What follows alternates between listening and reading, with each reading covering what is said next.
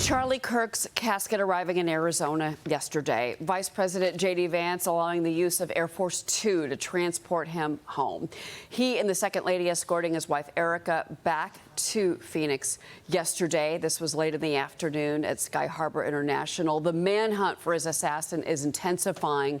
Law enforcement releasing new video last night. It shows a person of interest dropping off a building shortly after the attack. You can see it there. The FBI also saying that a rifle was found wrapped in a towel in the woods nearby with messages written on it and the ammunition, but they're not commenting on the nature of the messages. Utah police and Governor Cox crediting the public for their help. A $100,000 reward offered for information leading to an arrest. Let's bring in Iowa Congresswoman Ashley Hinson. Congresswoman, it's been obviously an emotional and difficult week.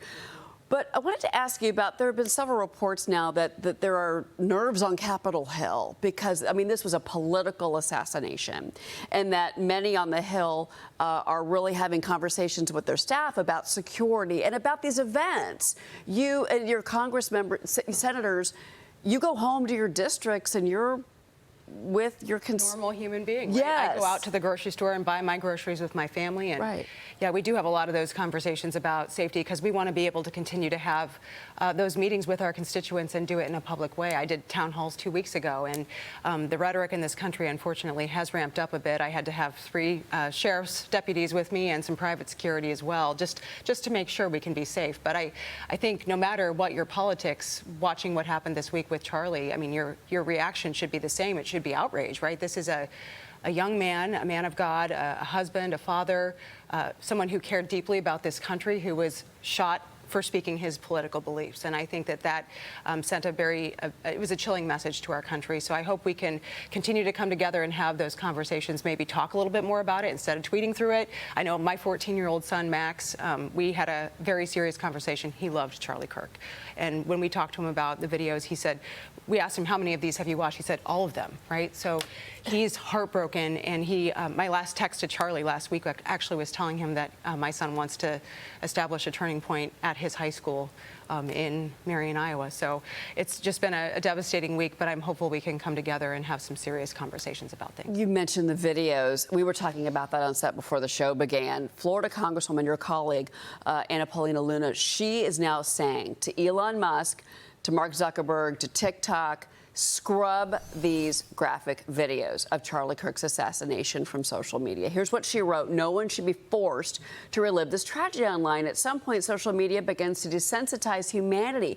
We must still value life. She says TikTok responded to her request, and they're taking down the videos. Fox Business did reach out to TikTok. We haven't heard back. Meta, meanwhile, referred us to its video policy. Per our violent and graphic content policies, we're applying a mark as sensitive warning label to footage of the shooting and are age gating it to 18 plus. As with other events, we do not allow content that glorifies, represents, or supports the incident or the perpetrator, and it will be removed.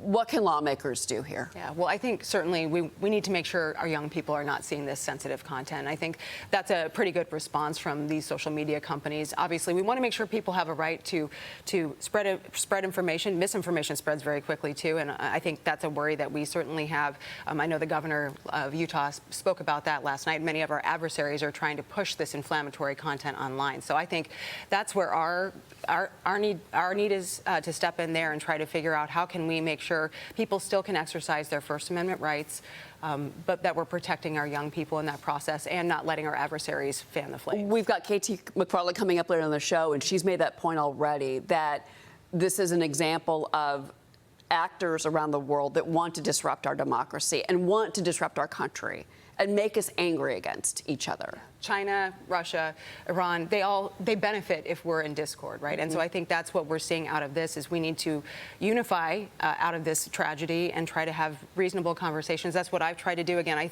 I respect what Charlie was trying to do. He was going and debating and having those conversations, even if he disagreed with people, trying to change their minds. And that's what we should be doing more of instead of shutting down and just going to social media and being keyboard warriors. Well, since you're here, we got to talk about the business on Capitol Hill, Yes. Congresswoman. So there's just 6 legislative days to go until this shutdown. House and Senate Democrats say they're not going to back any spending bill that doesn't lower health care costs. That's been the fight. Republicans are pushing ahead with their own funding plan. Senate Majority Leader John Thune betting there's enough moderate Democrats to break ranks. Yeah. What do you say? I hope we can get some movement, and I hope Senator Schumer doesn't play shutdown politics with people's health care like it seems like they're trying to do. They have no plan and no message other than their hatred for the president, and it's very, very clear that they think the TDS syndrome is going to get them through the next couple of weeks. We're focused on delivering on the president's agenda, which is actually lowering health care costs and prescription drug costs, helping our veterans to get the care they deserve and need, lowering taxes for working families. That's what we have been focused on the last 8-9 months, and so to see them have this approach and not be willing to come to the table and negotiate in good faith, it's unsettling a little bit. We should be rooting for our country to be successful, and I think that starts by being responsible here. Lee's a pollster, and we saw that in 2024. That didn't work. Yeah. You know, going against the president, attacking Trump, it had the opposite effect. You saw that in your numbers. Yeah, I mean, it had the exact opposite effect of what it was that you wanted. You see it also in the mayoral race in New York, on the flip side. You see in New York, if you go out and attack, it doesn't work. When you say, this is what I'm going to do for you and these are my plans, that's when you start to win. You can't win by just saying you're a fascist or you're a this and try to take people down. So without a message, I don't think they have much hope. Right. Our message is we want to actually solve these problems. The only way to solve these problems is to keep the government open and keep working for you. Their message is we just hate the president. This is our fight. So I think those two things are going to collide in the next couple of weeks. And I'm, again, hopeful some of our colleagues on the other side of the aisle will see the reality here and that we all want to root for our country to be successful. Put the country first and put your, it's okay to have discourse, and that was what Charlie Kirk was doing. Right. Going to campuses and having discourse, but having conversations and not screaming. By the way, speaking of elections, President Trump has just endorsed you in your campaign for Senate to replace Joni Ernst in Iowa when she retires. By the way, let's show this. He touted your success on Truth Social. Here's what he wrote about you. I know Ashley well, and she is a winner, a loving wife, and proud mother of 2 sons. Ashley is a wonderful person, has always delivered for Iowa, and will continue doing so in the United States Senate. Congratulations on that endorsement. How does Senator Hinson sound to everybody? Sounds great to me. I'm going to go out and earn it, though. I think it's really important to go out and visit with Iowans. That's my job, is to hear their stories and then tell their stories in Washington. And I want to continue to do that. And I love the president. I love working beside him. And he needs a strong ally in the United States Senate, especially in what could be a challenging election cycle. So I'm stepping up to go out and make sure we leave it all on the table. There's more work to do to get the job done. As I talked about, middle-class families. My boys are 14 and 12. I think about what we're leaving that next generation, and so many families are counting us so that they can have that American dream. So I look forward to working on Iowans' priorities and the president's priorities and winning in 2026. We're going to be following it. Please come back anytime. We love having you. Senator Ernst has always been so lovely and wonderful. So we love Joni. Yeah, she's great. She's great. Yeah, big shoes to fill. Thank you so much, Congresswoman Ashley Hinson. Great to see you with us and here in New York. Thanks, Cheryl.